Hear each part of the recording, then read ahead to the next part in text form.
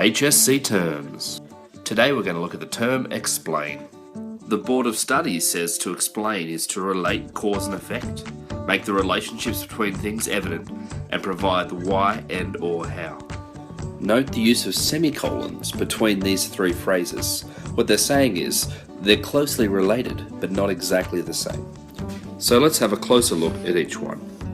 If we were asked to explain how Australia elects a Prime Minister, so we'd relate cause and effect by saying Australians vote for representatives who then vote for their Prime Minister. So how do we make the relationship between those things evident? Well, you'd explain that we actually vote for a representative who's a member of a party, and if enough members of that party are voted in, they form the majority in the parliament and can then form government.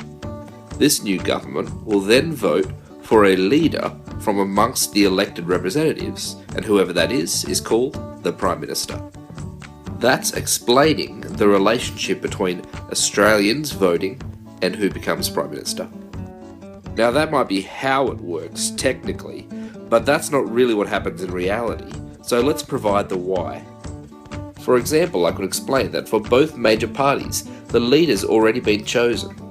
Therefore, while I'm voting technically for my elected representative, I know that they support the leader of their party, who will then become the Prime Minister.